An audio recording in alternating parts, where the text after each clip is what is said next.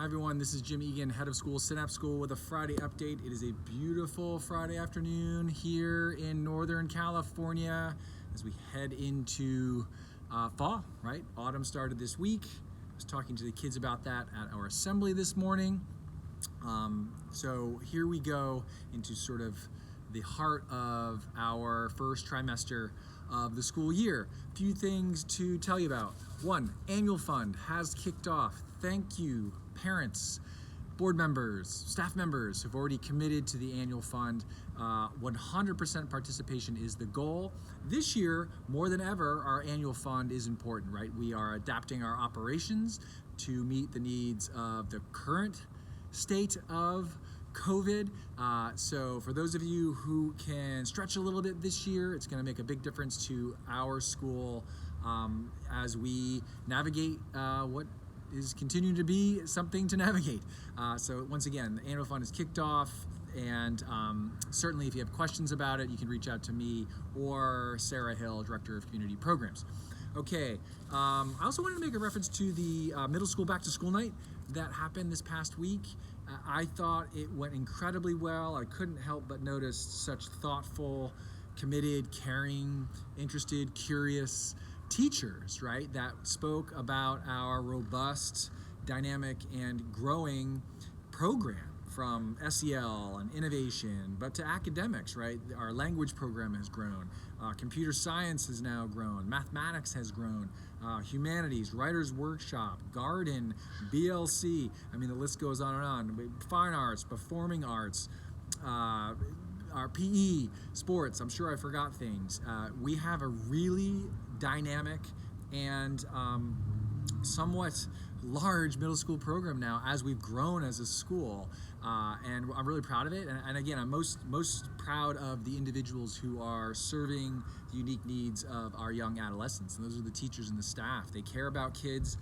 Kids at this age have a lot of energy, and they also are at a point where they need to be treated like young adults. They have to be given choice and voice. They have to be given autonomy. They also need some guardrails, right, to keep them in check. And they also need to know that they're capable performers and that they're cared for and loved, not only by their peers, but also by the adults within their lives. And so that was it was very inspiring for me as a former parent of a middle schooler who's now a high schooler, but also as a head of school.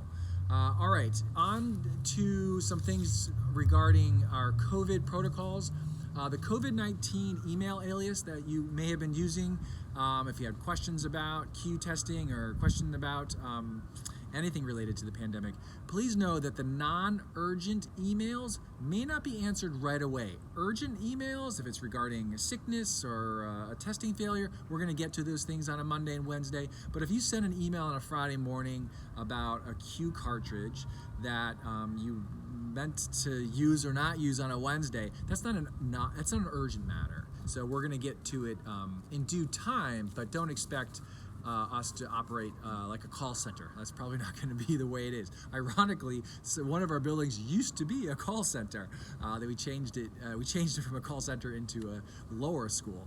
But the non-urgent emails, please be aware, we're not going to get to in a very rapid fashion. We're going to try to back off our communications in emergency mode or crisis mode into a more sustainable structure. Okay. Parent-teacher social is coming up in, I think it's next week, which is really exciting. We've put these things on hold for a number of months. That's a good indication that we are moving towards a new normal. We had nature days last week start in the lower school. Katie Morgan, our lower school head, said that day went exceptionally well. Our teachers and our SEL staff went with the kids. That is something that we weren't able to do last year. And now our middle school athletic teams, not only are they competing against each other in inter-squad volleyball games, we're going to begin having competition against other schools. And so things are moving in the right direction. We are getting back to some normalcy. I can tell you it feels that way on campus as well. So keep up the good work helping us stay safe. Make sure you're testing on Monday and Wednesdays. Make sure you are giving us the benefit of the doubt. We're giving you the benefit of the doubt. Keep being safe at home. wear your masks, and let's enjoy the start of autumn. Okay, everybody, have a super weekend.